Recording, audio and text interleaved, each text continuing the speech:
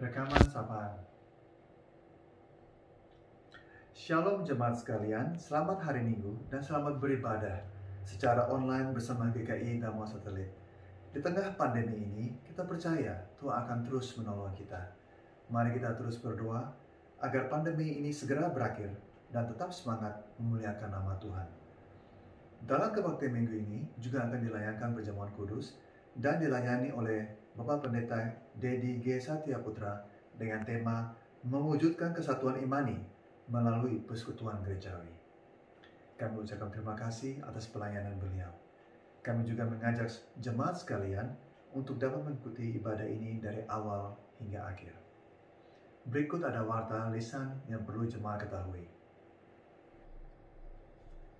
Berita duka. Telah meninggal dunia Bapak almarhum Kim Chung So, umur 56 tahun, pada hari Kamis 8 Juli 2021. Jenazah telah dikremasi di Juanda dan yang bersangkutan adalah ayah dari saudari Kim Sua. Yang kedua, telah dipanggil pulang ke rumah Bapa di surga dalam diri almarhum Bapak Lemang Tan, usia 73 tahun. Beliau adalah ayahanda mertua dan ayahanda dari Bapak Yohanes Sutanto dan Ibu Afif Fitria. Meninggal dunia pada hari Senin 12 Juli 2021. Jenazah sudah dimakamkan di Pemakaman Keputih Surabaya pada hari Senin 12 Juli 2021. Telah pulang ke rumah Bapa di surga dalam diri almarhum Ibu Linda Yati, 88 tahun, hari Selasa, tanggal 13 Juli 2021, jam 8.30 malam. Jenazah telah dimakamkan pada hari Rabu, 14 Juli 2021 di Sukorejo. Yang bersangkutan adalah mama mertua terkasih dari Bapak Purwanto dan Penetua Yenawati. Atas nama majelis dan jemaat GKI Damo Satelit menyampaikan turut berbelasungkawa kepada semua keluarga yang berduka. Kiranya keluarga besar yang ditinggalkan diberi kekuatan dan penghiburan dari Tuhan Yesus. Yang keempat, telah pulang ke rumah Bapa di surga dalam diri almarhum Bapak Maruf, 59 tahun, pada hari Kamis 15 Juli 2021.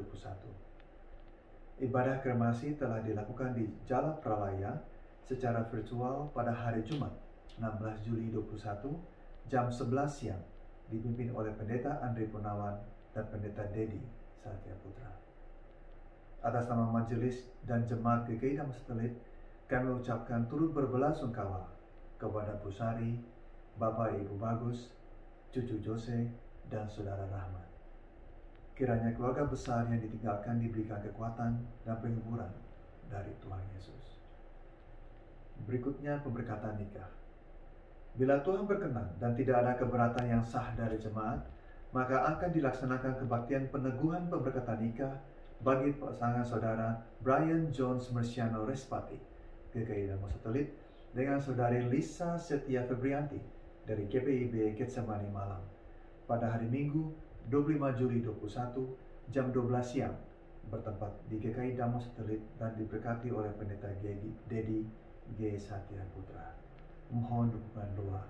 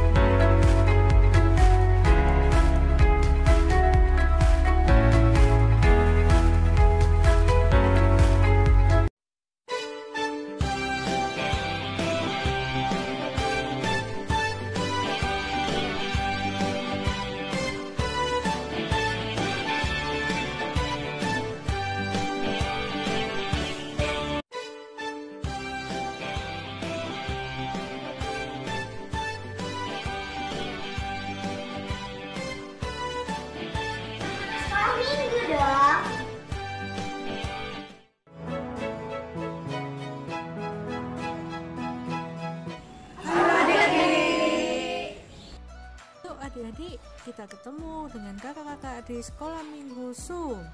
Ada cerita, bernyanyi bersama, dan tentunya games yang seru. Catat ya tanggalnya, mulai hari Minggu 1 Agustus jam 8:30 pagi. Sampai jumpa adik-adik, Tuhan Yesus memberkati. Marilah kita bersama-sama menyiapkan diri untuk memasuki kebaktian ini dengan berdiri dan menyanyikan dari PKJ 29 ayat yang pertama hingga kedua. Patut segenap yang ada.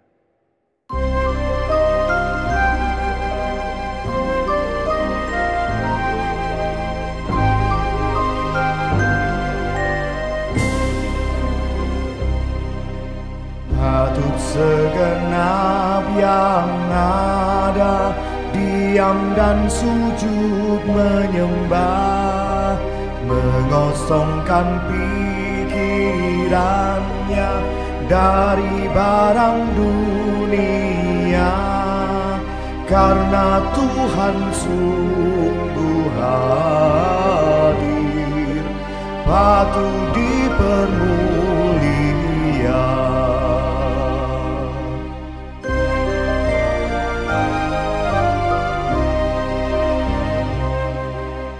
Maharaja alam raya, lahir dari Maria, Tuhan yang telah menjadi serendah manusia, bagai roti yang sorgawi, memberikan dirinya.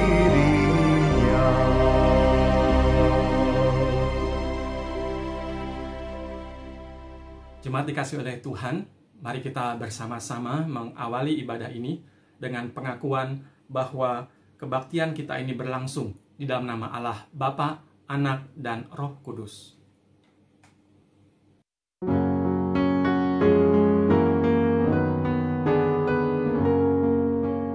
Amin,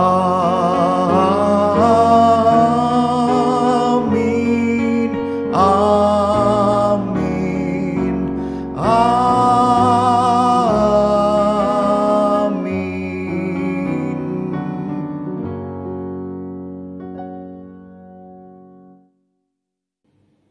Kasih karunia dan damai sejahtera dari Allah Bapa kita dan dari Tuhan kita Yesus Kristus menyertai saudara sekalian. Dan menyertai saudara juga.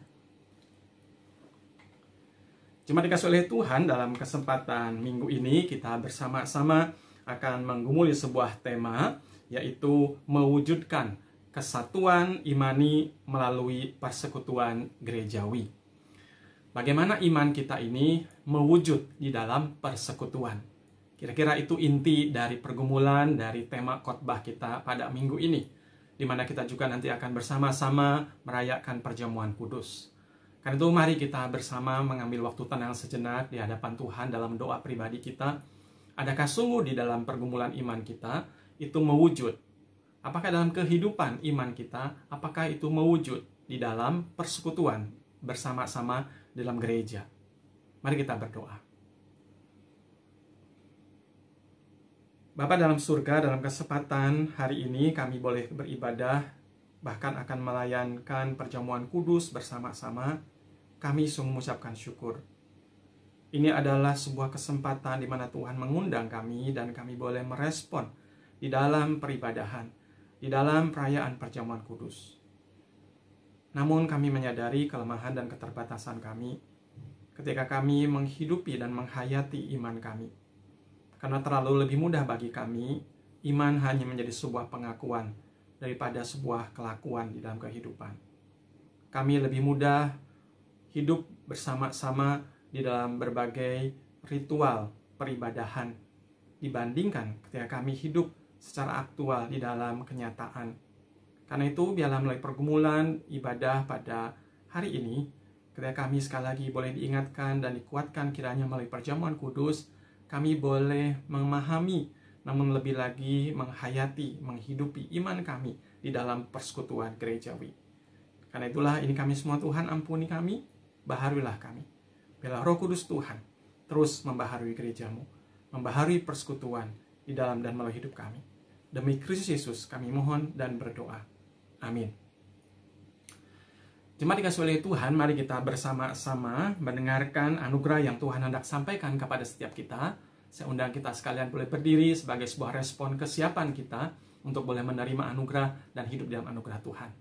Saya bacakan dari Filipi pasal yang kedua, ayat yang pertama hingga ayatnya yang keempat. Filipi pasalnya yang kedua, ayat pertama hingga yang keempat, demikian firman Tuhan. Jadi karena dalam Kristus ada nasihat, ada penghiburan kasih, ada persekutuan roh, ada kasih mesra dan belas kasihan. Karena itu sempurnakanlah sukacitaku dengan ini. Hendaklah kamu sehati sepikir dalam satu kasih, satu jiwa, satu tujuan. Dengan tidak mencari kepentingan sendiri atau puji-pujian yang sia-sia. Sebaliknya, hendaklah dengan rendah hati yang seorang menganggap yang lain lebih utama daripada dirinya sendiri. Dan janganlah tiap-tiap orang hanya memperhatikan kepentingannya sendiri, tetapi kepentingan orang lain juga. Hendaklah kamu dalam hidupmu bersama menaruh pikiran dan perasaan yang terdapat juga di dalam Kristus Yesus. Demikianlah berita anugerah dari Tuhan. Syukur kepada Allah. Salam damai. Mari saudara sekalian, kita bersama-sama mengambil waktu tenang sejenak untuk berdoa bagi pelayanan firman. Silahkan kita semua ambil waktu tenang, kita berdoa, memohon supaya Tuhan menaungi kita dengan Roh Kudus, memahami dan menghidupi firman-Nya. Mari kita berdoa. Bapa di surga, terima kasih untuk kesempatan kami boleh mengalami dan menikmati anugerah Tuhan, yang bukan hanya mengampuni kami, namun terlebih lagi membaharui kami. Di dalam kuasa Roh Kudus yang menolong kami, mendorong kami, memahami dan menghidupi firman-Mu. Kami ingin mendengar firman-Mu Tuhan. Berbicaralah melalui hamba-Mu, dan biarlah Tuhan menolong mendorong kami menjadi pelaku-pelaku yang setia. Demi Kristus Yesus kami mohon dan berdoa. Amin. Mari jemaat sekalian, kita bersama-sama membuka Alkitab kita dan kita akan membaca satu bagian firman Tuhan. Pada kesempatan hari ini kita akan menggumuli dari kitab Kisah Para Rasul. Saya mengajak kita membuka ayat 2, kita akan baca ayat 42. Kisah Rasul pasalnya yang kedua, ayatnya yang ke-42. Jika jemaat sudah mendapati bagian ini, mari kita bersama-sama memperhatikannya. Kita akan membaca bagian ini.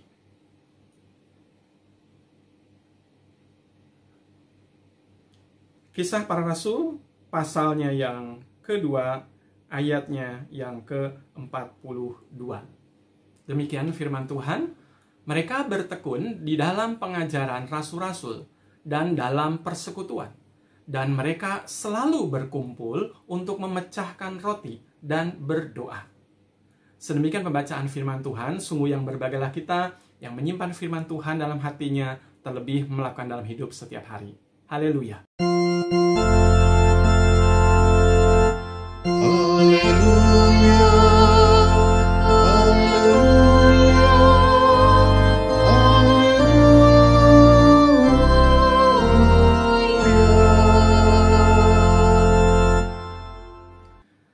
Saudara dikasih oleh Tuhan, pada tahun 2017, gedung ibadah kita, GKI Dharma Satelit ini direnovasi.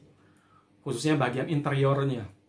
Listrik, AC, atap gedung gereja, bahkan sound system dan beberapa hal yang lain. Nah, ada tema yang tertulis pada kaos t-shirt yang waktu itu kita miliki bersama-sama. Dan temanya itu mengingatkan kita tentang siapa kita. Nah, saya mau bertanya, adakah di antara saudara yang masih ingat apa tema yang tertulis pada kaos t-shirt yang berwarna putih itu? Ya, aku gereja, kamu gereja. Saudara, tema itu diangkat mengingat sebuah lagu yang liriknya mengatakan bahwa gereja bukanlah gedungnya dan bukan pula menaranya, bukanlah pintunya, masuk di dalamnya. Gereja adalah orangnya. Gereja adalah aku. Gereja adalah kamu. Gereja adalah kita, manusianya. Saudara, selama pandemi kita alami, tentu kita merindukan suasana ketika kita berada di dalam gedung gereja ini. ketika kita bersama-sama berbakti dan melayani di GKI Darmo Satelit. Secara khusus saya ingin bertanya, kesan apa yang saudara ingat tentang GKI Darmo Satelit? Suasana apa yang saudara rasakan dan saudara rindukan hari ini? Biasanya kesan yang kuat itu akan selalu kita ingat. Salah satu cara adalah kita membuat foto tentang berbagai peristiwa yang berkesan itu. Nanti coba selesai dari peribadahan, kita lihat Facebook GKI Darmo Satelit. Setelah itu akan dilihat bagaimana foto yang diupload itu menunjukkan pesan tentang berbagai suasana yang berkesan bagi kita. Di sana akan ditemukan suasana kebaktian minggu, kebaktian KPR, kebaktian anak, ada juga suasana Natal, Paskah, dan Hari Raya Gerejawi lainnya. Dan kalau kita coba perhatikan, kira-kira siapa yang paling banyak upload foto-foto kegiatan kita di gereja? Nah, saudara, yang heboh, selain orang-orang tertentu yang selalu mengangkat peristiwa-peristiwa sejarah gereja kita, tapi ada juga foto-foto yang heboh, ya, seperti foto artis dadakan dari beberapa orang yang setiap hari kebaktian minggu selesai, entah itu anggota jemaat, entah itu simpatisan, bahkan pelayan-pelayan kebaktian khususnya. Berfotoria di depan mimbar, berfotoria menikmati dekorasi gereja yang berubah, beragam, yang begitu indah. Dan kadang tidak lupa, pendeta yang melayani, entah itu pendeta GKI Darmo Satelit atau pendeta tamu, juga diajak menjadi artis dadakan.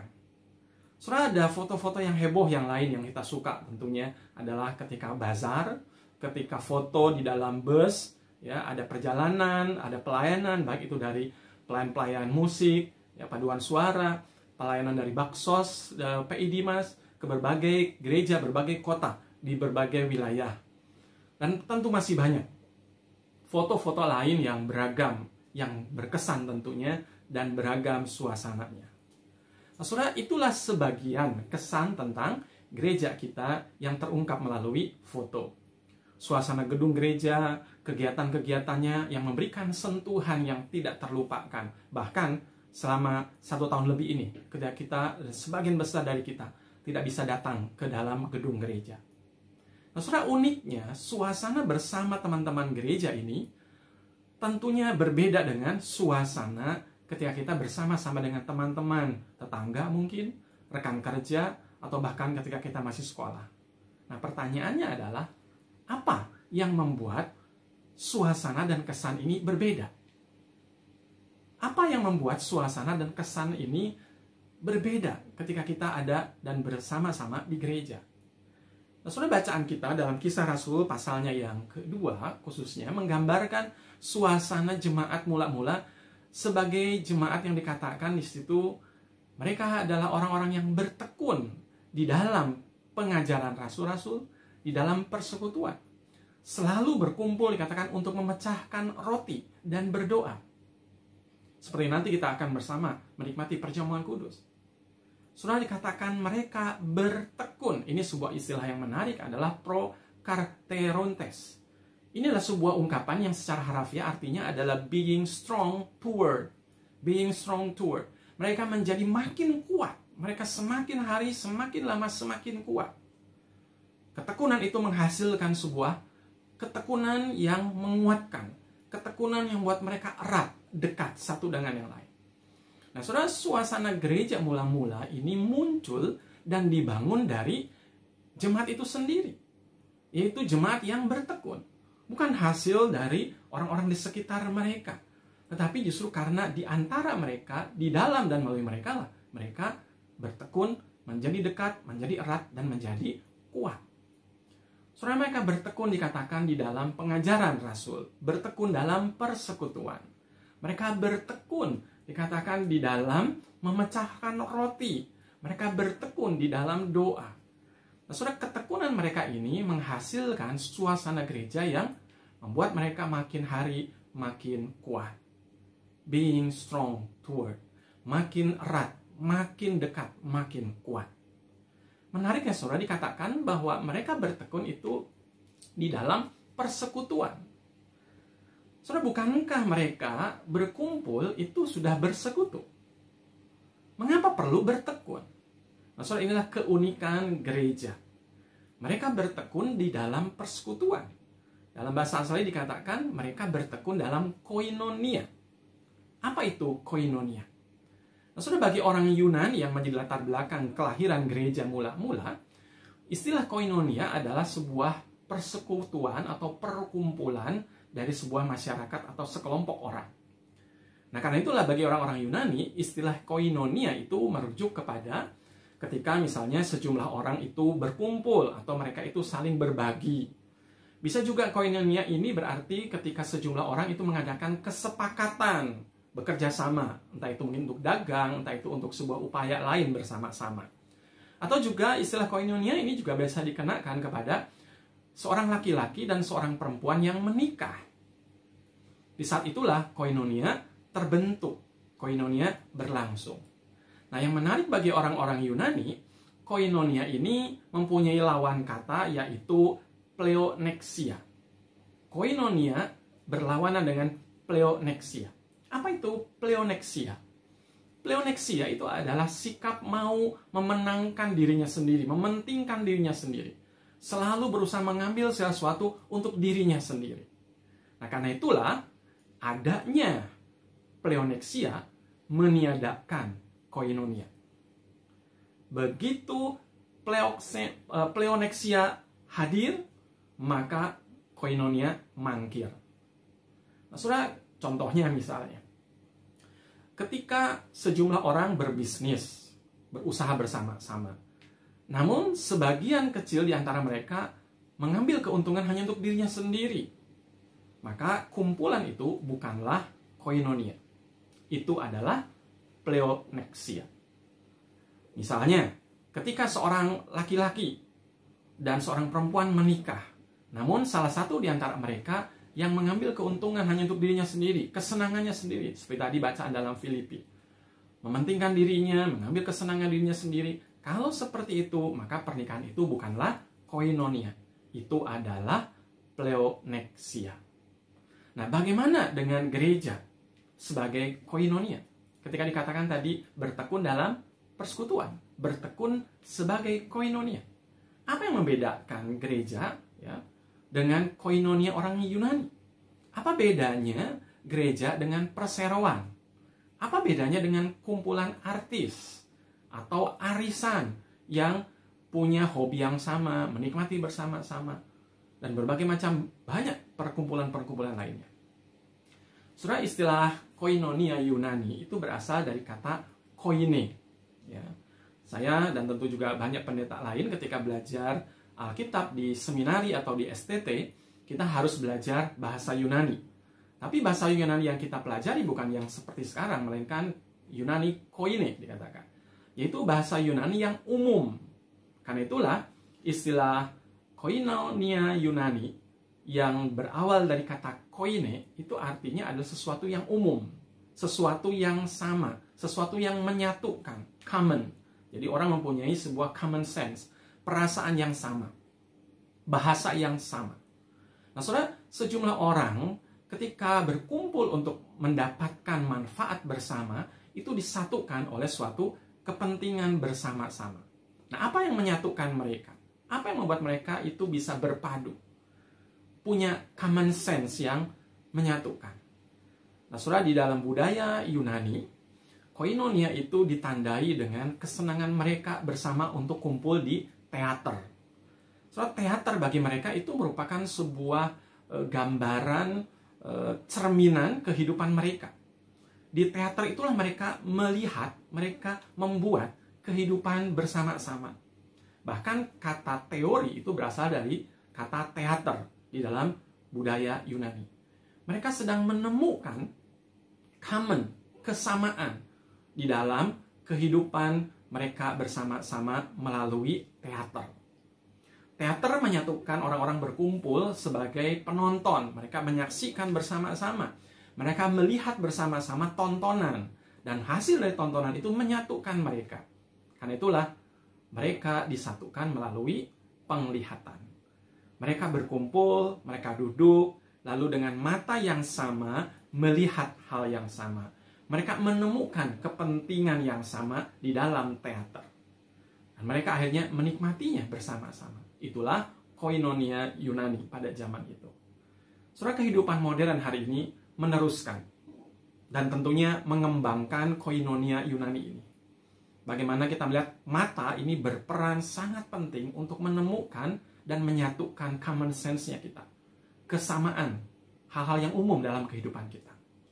Di gedung bioskop misalnya, ada puluhan, ratusan, bahkan kalau di total itu bisa ribuan jutaan mata disatukan di dalam pertunjukan, di dalam film, dalam tontonan.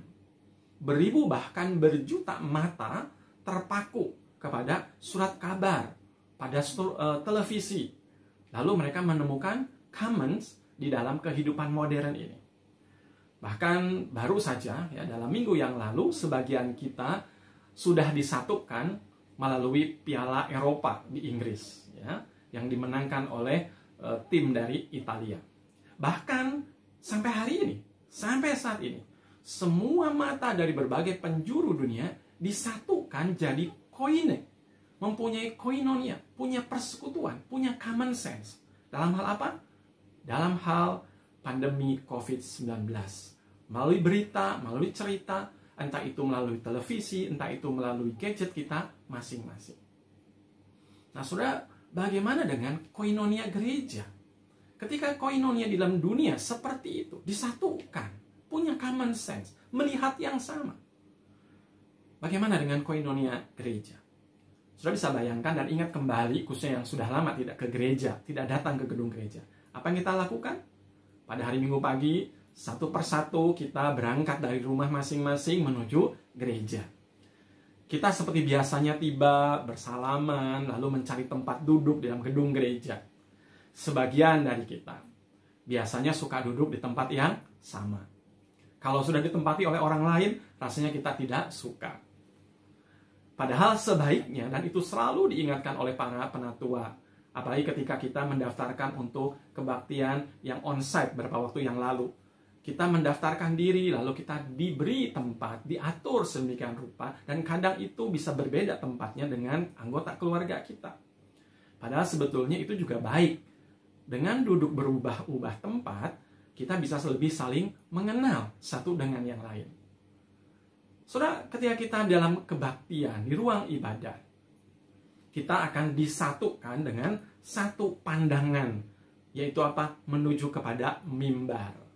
Kalau sekarang dalam ibadah online, virtual begini, kita disatukan dengan pandangan menuju ke layar handphone kita, layar televisi kita. Lalu setelah nanti misalnya mengakhiri ibadah, ada doksologi, menerima berkat, apa yang kita lakukan? Pergilah jemaat meninggalkan gedung gereja. Atau kita sebentar selesai kebaktian virtual ini, masing-masing akan matikan layarnya kita. Kita bubar. Tapi setelah itu, apa yang membedakan koinonia gereja ini dengan koinonia Yunani, dengan dunia yang modern ini? Saudara, kalau kita perhatikan tadi dalam bacaan, koinonia gereja mula-mula dalam Kisah Rasul pasal 2 bukan sekedar kumpulan orang-orang yang mempunyai kepentingan yang sama. Bukan hanya sekedar melihat yang sama. Mereka adalah orang-orang yang mengenal Allah di dalam Kristus, dibaharui, dilengkapi oleh Roh Kudus. Mereka tidak lagi serupa dengan dunia. Gereja mula-mula tidak berhenti hanya pada melihat yang sama, melainkan mereka berbuat sesuatu yang berbeda. Persekutuan gereja sungguh-sungguh telah menjadi garam dan terang dunia. Karena dikatakan di dalam nas khotbah kita, dalam ayat yang kita baca, sana dikatakan bahwa mereka bertekun dalam pengajaran rasul-rasul dan dalam persekutuan, dan mereka selalu berkumpul untuk memecahkan roti dan berdoa. Mereka bertekun di dalam koinonia, dalam persekutuan yang semakin membuat mereka dekat, erat, kuat. Saudara, koinonia gereja dinyatakan dengan berbagi harta kekayaan, kepunyaan, bahkan mereka berbagi kehidupan. Gereja mula-mula kalau kita baca di dalam Kisah Para Rasul, dari berbagai kota, dari berbagai jemaat-jemaat yang ada di berbagai wilayah, di sana dikatakan bahwa mereka melihat hal yang sama dengan keadaan sekitar gereja. Tetapi mereka bukan hanya sekedar melihat, bukan hanya sekedar seeing. Mereka memang melihat ada penderitaan, ada kemiskinan, ada perbedaan status sosial, ada orang merdeka, ada budak. Mereka juga melihat ada eksploitasi sama melalui berbagai macam perbudakan, tindakan-tindakan karena perbedaan gender, laki dan perempuan. Tapi saudara, di sana dikatakan dalam kondisi situasi yang seperti itu, gereja berbuat sesuatu yang berbeda, acting. Mereka bukan cuma seeing, tapi mereka acting. Sebagai contoh kita lihat di dalam Kisah Para Rasul setidaknya.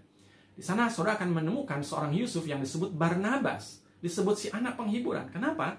Karena dalam kekayaannya, ia berbagi dengan menjual tanahnya, lalu mempersembahkan uangnya kepada para rasul untuk menolong mereka yang sedang dalam kekurangan. Disebutkan juga di sana ada seorang wanita kaya yang bernama Lydia. Kenapa disebut kaya? Karena dia adalah seorang penjual kain ungu. Itu sebuah identitas pada zaman itu. Menjual kain ungu itu adalah pertanda penjual orang yang kaya. Dia mendukung pelayanan Rasul Paulus, seorang wanita. Tapi yang sederhana pun seperti Dorcas mewujudkan imannya dalam persekutuan gerejawi dengan menjahit, lalu memberikan baju-baju hangat itu untuk para janda miskin. Setelah itulah kehidupan gereja mula-mula dalam Kisah Para Rasul. Setiap orang mewujudkan imannya di dalam persekutuan gerejawi, baik laki-laki maupun perempuan, orang sederhana ataupun mereka yang kaya, semua bisa untuk berpartisipasi, mewujudkan imannya dengan membangun koinonia gereja. Saudara, koinonia gereja dibangun bukan hanya oleh nilai-nilai dan kepedulian sosial, melainkan oleh nilai-nilai spiritual. Koinonia gereja adalah konektivitas rohani, bukan sekedar aktivitas jasmani. Bahwa hari ini mungkin Anda dan saya secara fisik, konektivitas kita dibatasi oleh pandemi. Tetapi konektivitas rohani, imani kita tidak bisa dibatasi, tidak bisa berhenti hanya karena pandemi. Saudara, kenapa koinonia gereja ini unik? Alasannya adalah karena koinonia gereja dibangun oleh darah Kristus. Dikerjakan oleh Roh Kudus di dalam dan melalui setiap Anda dan saya. Koinonia gereja membangun hubungan yang di dalam Efesus pasal 2 ayat 13 dikatakan bahwa kamu yang dahulu jauh kini menjadi dekat. Kenapa? Oleh darah Kristus. Juga dikatakan di dalam Efesus pasal 2 ayat yang ke-14. Koinonia gereja ini mendekatkan satu dengan yang lain sehingga kita ini semakin kuat. Satu dengan lain menjadi berkat. Karena apa? Karena Kristus telah merubuhkan tembok pemisah, yaitu perseteruan. Karena itulah saudara sekalian, kita perlu bertanya saat ini, di masa pandemi ini, bagaimana dengan koinonia gereja kita? Koinonia GKI Dasar. Saudara, masa pandemi COVID-19 ini bisa diibaratkan seperti cermin buat kita, yang menunjukkan kesejatian dan keaslian wajah koinonia gereja kita. Tidak sedikit memang di antara kita ternyata gagap ketika ritual peribadahan harus dilakukan di rumah tangga, di dalam keluarga masing-masing. Tidak lagi dan tidak hanya di gedung gereja kita. Pandemi ini juga membawa dampak secara sosial, secara finansial pada kehidupan kita berjemaat. Dan tentu itu mempengaruhi peran dan kehadiran gereja di tengah-tengah masyarakat. Selama 1,5 tahun ini, dunia seperti sebuah mega teater, ya, gedung bioskop yang begitu besar sekali, yang mempertontonkan pandemi COVID-19. Kita semua melihat akibat yang sama. Kita punya rasa dan kesan yang sama. Pandemi COVID-19 membuat sebagian di antara kita kehilangan pekerjaan, kekayaan, kehilangan kesehatan, kehilangan rasa aman, damai, sejahtera, bahkan kehilangan kehidupan. Namun demikian, persekutuan gerejawi kita harus terus dibangun bersama dan dirasakan manfaatnya bersama. bahkan oleh orang-orang di sekitar kita, oleh masyarakat di sekitar kita. Kita tidak boleh hanya menonton, tapi kita harus justru menuntun. Setelah melihat dan bersekutu bersama di depan mimbar ketika kita masih di gereja, atau sekarang di depan layar ketika kita harus ibadah virtual, koinonia gereja kita harus tetap menghadirkan karya Allah yang menguatkan dan memberkati kehidupan.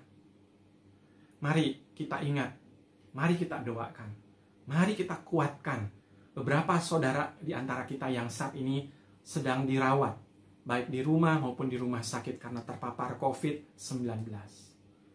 Mari kita teladani Yusuf Barnabas melalui berbagi berkat, supaya menjadi penghiburan bagi banyak saudara di antara kita yang saat ini sedang kekurangan. Ada yang kesulitan biaya sekolah anaknya, bahkan ada yang mengalami kesulitan untuk biaya kehidupannya. Mari kita seperti Dorcas, yang mungkin tidak sekaya seorang Yusuf Barnabas, tapi walaupun sederhana, hidup kita masih bisa berguna. Kematian seorang Dorcas telah memberi sebuah kedukaan yang begitu luar biasa, menggerakkan begitu banyak janda-janda, orang-orang miskin yang menangisi kematian Dorcas. Kenapa? Karena Dorcas begitu mencintai dan dicintai orang-orang yang sederhana itu. Yusuf dan Dorcas, mereka tidak hanya melihat, not seeing, bukan hanya melihat, tapi mereka bertindak, mereka acting. So dikasih oleh Tuhan, hari Kamis yang lalu, 15 Juli 2021 ini, pukul 21:26, Pak Ma'ruf meninggal, dipanggil pulang ke rumah Bapa di surga. Dalam kebaktian perabuan secara virtual, keluarga yang ada di Keputih didampingi oleh begitu banyak saudara di antara kita secara virtual. Kapasitas maksimum Zoom waktu itu hanyalah 100 partisipan, dan itu terlampaui, sehingga banyak di antara kita terpaksa tidak bisa bergabung secara langsung untuk memberikan simpati, rasa hormat, dan dukungan untuk keluarga almarhum. Almarhum Pak Ma'ruf sebagai karyawan gereja mula-mula telah melihat dan berbuat banyak sejak GKI Dasa berdiri hingga hari ini. Dalam kesederhanaannya, tanpa jabatan yang terlalu diagung-agungkan oleh banyak orang, Pak Ma'ruf mencintai dan dicintai GKI Darmo Satelit. Semoga ini menjadi salah satu pesan dan kesan bahwa suasana koinonia gereja kita GKI Darmo Satelit sudah dan sedang terus membangun persekutuan sebagai wujud iman yang sehat, iman yang kuat, iman yang mendekatkan sehingga jadi berkat satu dengan yang lain. Siapapun kita, apapun yang ada pada kita, mari kita wujudkan tema ibadah kita hari ini. Mewujudkan kesatuan imani melalui persekutuan gerejawi. Amin. Bersama umat Tuhan di sepanjang abad dan tempat, marilah kita memperbaharui semangat iman kita dengan menyatakan iman percaya kita sambil berdiri dan berkata demikian. Aku percaya kepada Allah, Bapa yang Maha Kuasa, Khalik langit dan bumi, dan kepada Yesus Kristus, Anaknya yang tunggal Tuhan kita, yang dikandung daripada Roh Kudus, lahir dari anak darah Maria, yang menderita sengsara, di bawah pemerintahan Pontius Pilatus, disalibkan, mati dan dikuburkan, turun ke dalam kerajaan maut. Pada hari yang ketiga, bangkit pula dari antara orang mati, naik ke surga, duduk di sebelah kanan Allah, Bapa yang Maha Kuasa, dan dari sana Dia akan datang untuk menghakimi orang yang hidup dan yang mati. Aku percaya kepada Roh Kudus, gereja yang kudus dan am, persekutuan orang kudus, pengampunan dosa, kebangkitan orang mati, dan hidup yang kekal. Amin.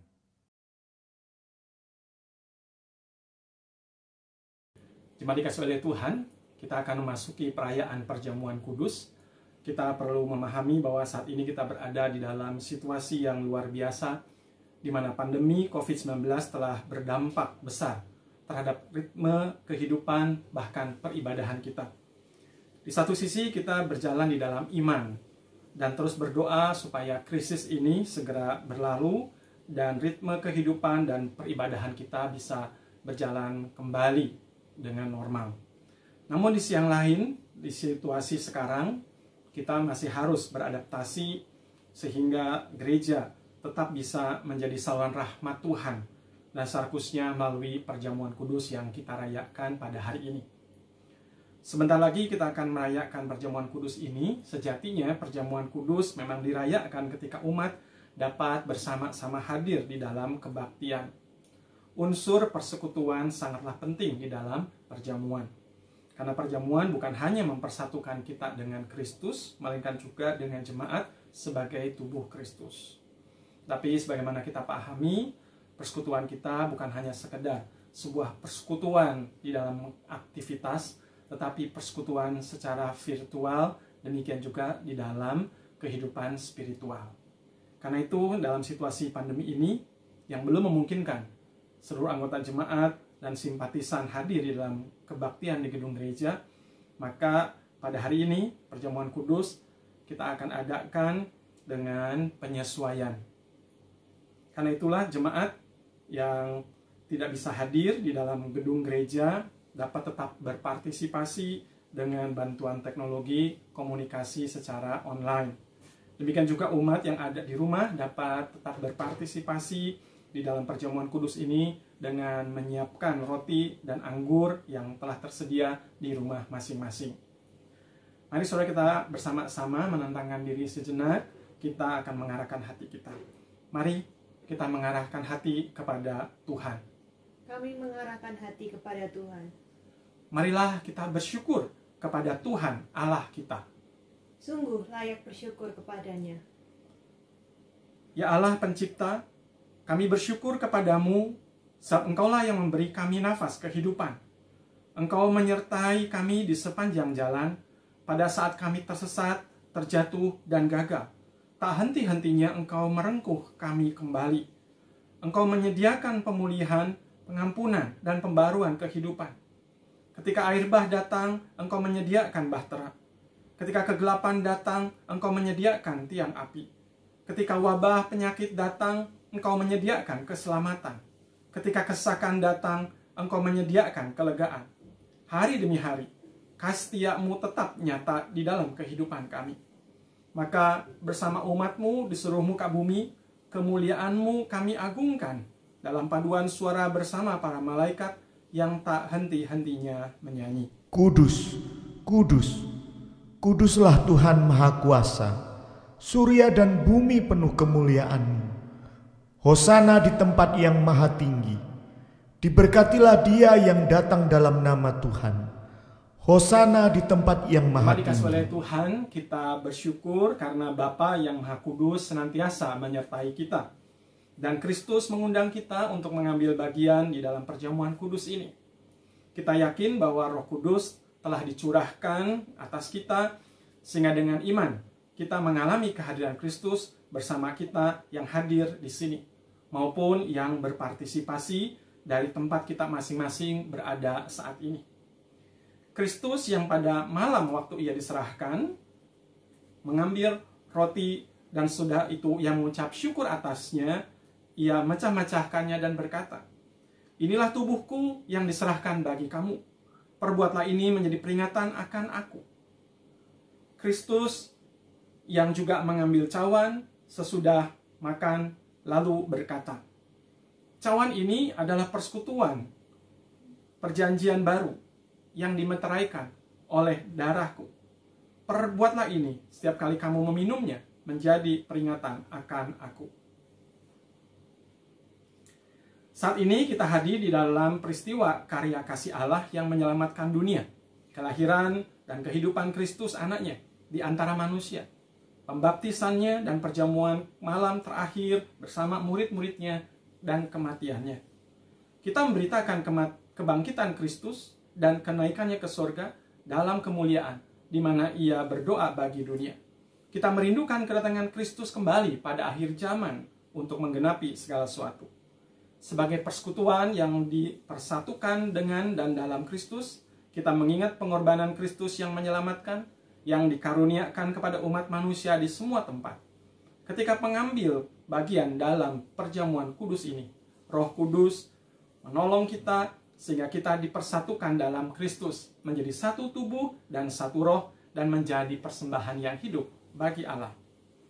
Melalui Kristus, dengan Kristus, dalam Kristus, semua hormat dan kemuliaan bagi Allah Bapa, dalam persekutuan dengan Roh Kudus sekarang dan selamanya.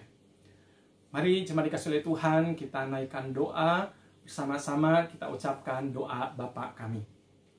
Bapa kami yang di sorga, dikuduskanlah namamu, datanglah kerajaanmu, jadilah kehendakmu di bumi seperti di sorga. Berikanlah kami pada hari ini makanan kami yang secukupnya, dan ampunilah kami akan kesalahan kami, seperti kami juga mengampuni orang yang bersalah pada kami. Dan janganlah bawa kami ke dalam pencobaan, tapi lepaskanlah kami dari yang jahat. Karena Engkau yang punya kerajaan, dan kuasa, dan kemuliaan, sampai selama-lamanya. Amin. Roti yang dipecahkan ini adalah persekutuan kita dengan tubuh Tuhan kita Yesus Kristus. Dan cawan minuman syukur ini adalah persekutuan kita dengan darah Kristus. Jemaat silahkan mempersiapkan roti dan anggurnya masing-masing, dan setelah itu kita akan bersama menikmatinya.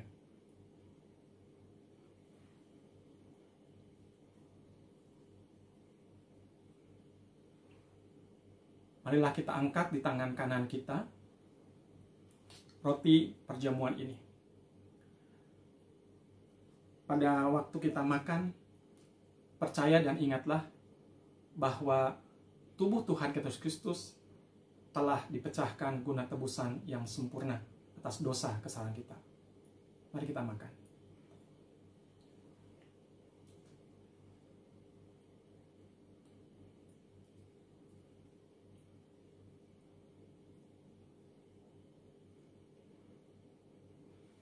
Demikian juga kita angkat di tangan kanan kita anggur minuman syukur ini. Pada waktu minum, ingat dan percayalah bahwa darah Kristus telah dicurahkan guna tebusan yang sempurna atas dosa kesalahan kita. Mari kita minum.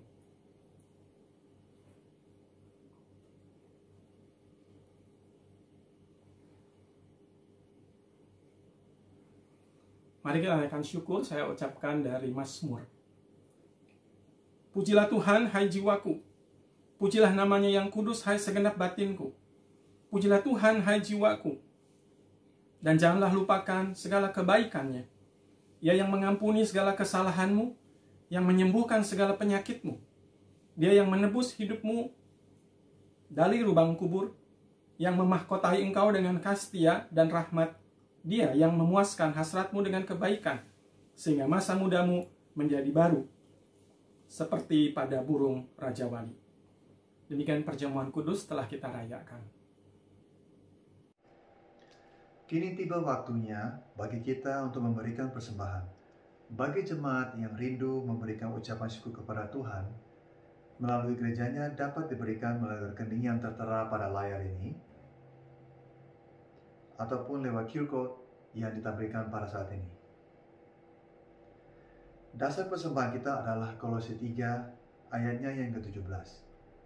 Dan segala sesuatu yang kamu lakukan dengan perkataan dan perbuatan, lakukanlah semuanya itu dalam nama Tuhan Yesus, sambil mengucap syukur oleh Dia kepada Allah Bapa kita.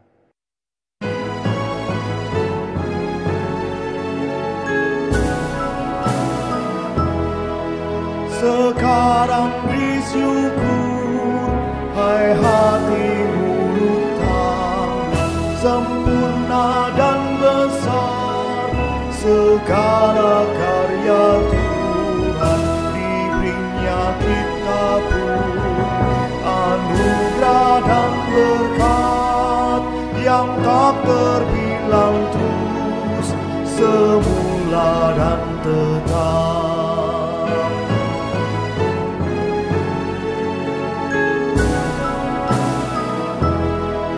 Yang maha mulia memberikan sukacita, damai sejahtera di dalam hidup kita. Kasih-Nya tak terhenti mengasuh anaknya, tolong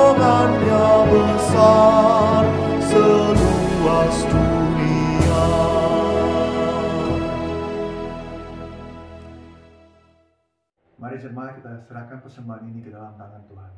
Mari kita berdoa. Bapa kami yang Maha Pengasih dan Penyayang, terima kasih karena pada hari Minggu ini kami telah diberikan kesempatan sekali lagi untuk memberikan persembahan. Pimpinlah Bapa kami yang telah memberikan persembahan ini. Kami tahu ini tidak sebanding dengan berkat-Mu yang baik dalam hidup kami. Tapi kami percaya Engkau akan berkati persembahan ini sehingga bisa menjadi berkat bagi mereka yang membutuhkan. Berkatilah kami dan pimpinlah tangan-tangan yang akan mengolah persembahan ini sehingga bisa dipakai dengan baik, dengan benar, dengan bijak. Terima kasih Tuhan, dalam nama Tuhan kami Yesus Kristus kami serahkan doa kami ini. Amin.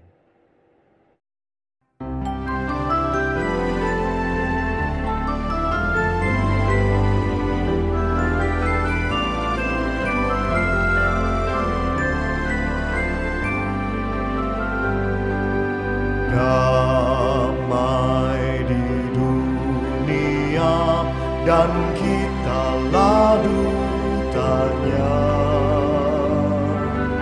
Damai sejahtera, amalkanlah maknanya.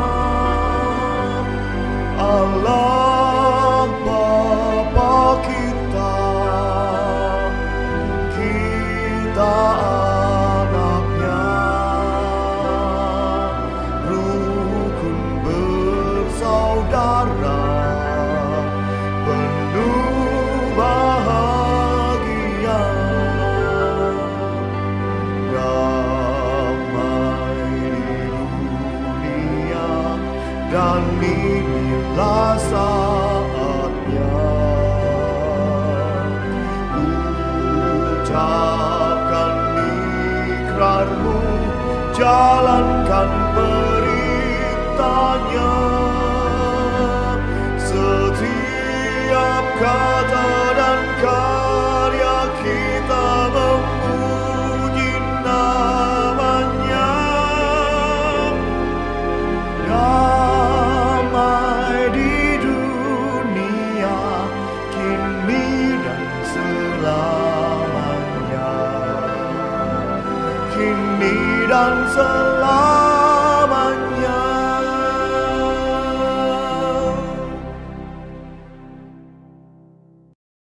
Jemaat dikasih oleh Tuhan, kebaktian virtual telah usai, namun persekutuan gerejawi kita, koinonia gereja, mari kita wujud nyatakan, bukan hanya dengan melihat, tapi di dalam tindakan yang bermanfaat.